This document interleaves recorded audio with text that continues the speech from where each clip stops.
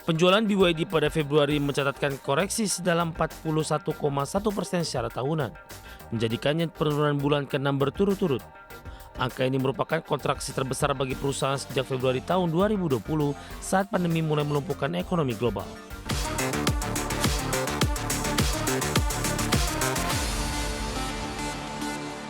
Raksasa kendaraan listrik asal China, BYD mencatatkan penurunan penjualan global terbesar dalam 6 tahun terakhir sepanjang bulan Februari 2026. Penjualan produsen mobil ini anjlok lebih dari 41% di tengah intensitas persaingan pasar yang kian tajam.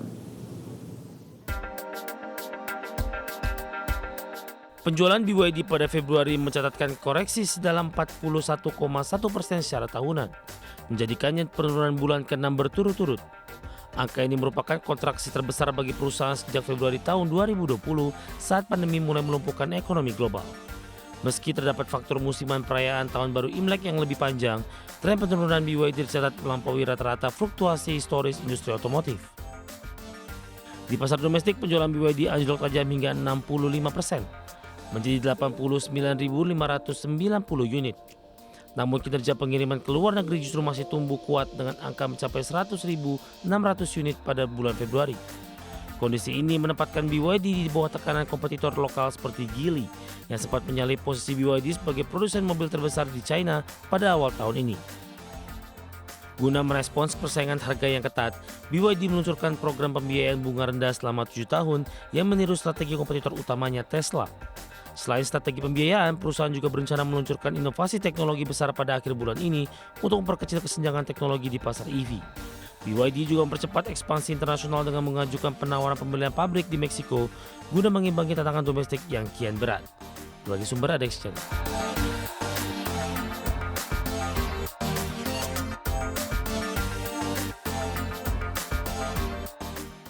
Produsen otomotif China Great Wall Motor atau GWM mengumumkan rencana pembangunan pabrik baru yang disebut tercanggih di Brasil. Fasilitas ini dikatakan memiliki kapasitas produksi tahunan sekitar 200.000 unit dan menjadi bagian dari strategi ekspansi global GWM. Produsen otomotif China Great Wall Motor atau GWM mengumumkan rencana pembangunan pabrik baru yang disebut tercanggih di Brasil. Pabrik baru GWM di Brasil akan memiliki kapasitas produksi hingga 200.000 unit setahun. Fasilitas ini diharapkan menjadi pusat produksi utama untuk melayani permintaan pasar mobil di Amerika Latin dan negara sekitarnya. GWM menilai Brasil sebagai pasar strategis mengingat tingginya permintaan kendaraan dan posisi geografisnya. Pembangunan pabrik baru ini juga bertujuan mengurangi biaya logistik dan percepat pengiriman ke pelanggan di Amerika Latin. Pabrik yang dikembangkan menggunakan teknologi produksi modern dan sistem otomasi terbaru. Hal ini dimaksudkan untuk meningkatkan efisiensi produksi dan kualitas produk yang dihasilkan. Keberadaan pabrik baru akan memperkuat kedudukan GWM di pasar Amerika Latin, yang terdapat permintaan kendaraan yang terus meningkat, khususnya untuk model-model SUV dan kendaraan penumpang lainnya. Keputusan GWM untuk membangun pabrik baru di Brasil menunjukkan perusahaan memperkuat jejaknya di pasar global. Dengan kapasitas tahunan yang signifikan dan teknologi produksi modern, GWM diprediksi bisa menanggapi permintaan pasar Latin secara lebih cepat, meningkatkan kompetitivitas dan memperluas jaringan distribusi internasional. Berbagai sumber untuk ID Actionable. Chatbot Claude besutan Anthropic resmi menjadi aplikasi yang paling banyak diunduh di App Store Amerika Serikat, mengalahkan dominasi ChatGPT dan Gemini. Lonjakan popularitas ini dipicu oleh sikap tegas Anthropic yang menolak kerjasama dengan Departemen Pertahanan Amerika Serikat terkait pengembangan sistem senjata otomatis. Perangkat cloud melonjak tajam setelah publik memberikan reaksi negatif terhadap kemitraan OpenAI dengan Pentagon. Anthropic secara terbuka menolak kerjasama serupa karena khawatir teknologi AI miliknya akan disalahgunakan untuk pengawasan massal serta pengembangan sistem senjata otonom.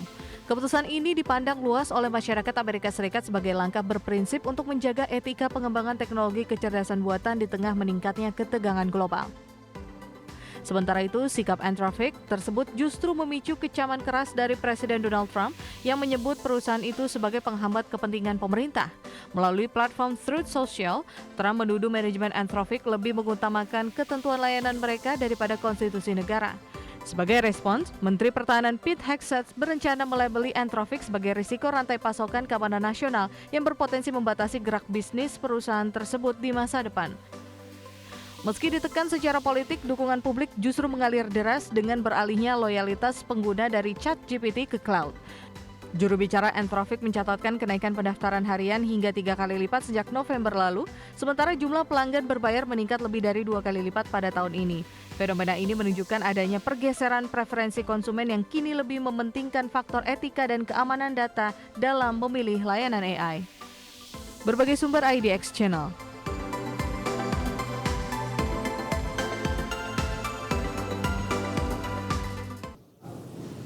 Pemirsa, BMW Group mulai menguji cobakan robot humanoid bernama Aion di pabrik Leipzig, Jerman. Langkah ini merupakan proyek percontohan untuk mengintegrasikan physical AI ke dalam proses produksi otomotif.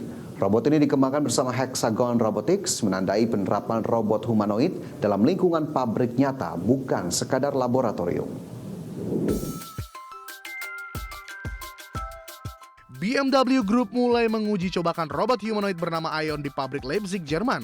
Proyek percontohan dimulai dengan pengujian awal Aion di dunia nyata dan di pabrik Leipzig sejak Desember 2025. Tes ini bertujuan menilai bagaimana robot humanoid dapat beroperasi sebagai bagian dari proses produksi mobil, terutama di area perakitan komponen dan perakitan baterai tegangan tinggi.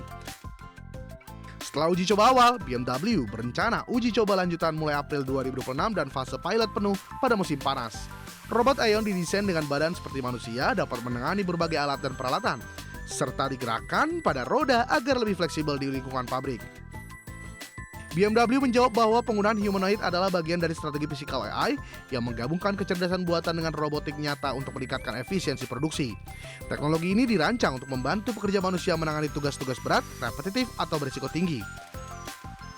BMW menegaskan bahwa robot humanoid dirancang untuk mendukung tenaga kerja, bukan menggantikan pekerja secara menyeluruh. Dengan demikian, tenaga manusia dapat difokuskan pada tugas yang lebih berdaya tambah dan kreatif. Upaya BMW menguji cobakan robot humanoid Aion menandai langkah strategis dalam transformasi industri manufaktur modern. Dengan mengintegrasikan AI dan robotika ke lingkungan produksi, produsen otomotif memperluas kemungkinan kerjasama antara manusia dan mesin, mengurangi beban fisik pekerja, serta meningkatkan efisiensi dan kompetitivitas pabrik melintas regional. Berbagai sumber IDX Channel.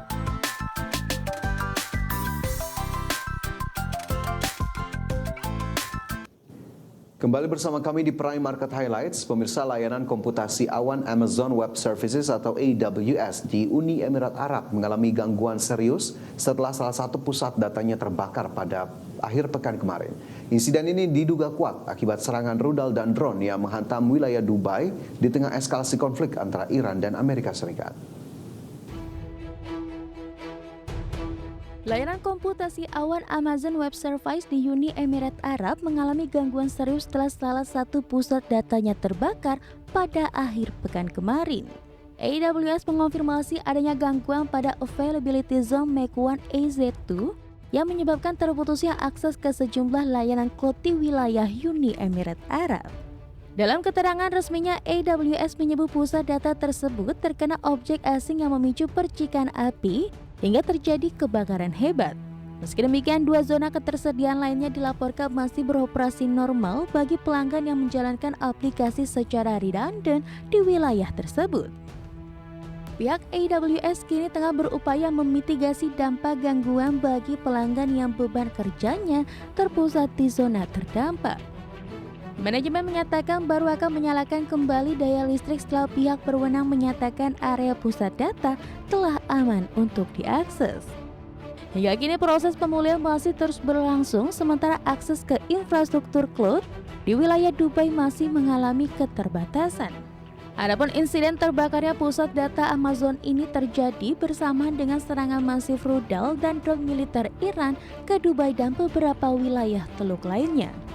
Serangan tersebut merupakan balasan atas pemboman Teheran oleh Amerika Serikat dan Israel yang menewaskan pemimpin tertinggi Ayatollah Ali Khamenei. Tegangan geopolitik yang meluas ke fasilitas infrastruktur teknologi ini dikhawatirkan akan mengganggu stabilitas layanan digital di kawasan Timur Tengah secara lebih luas. Berbagai sumber IDX Channel.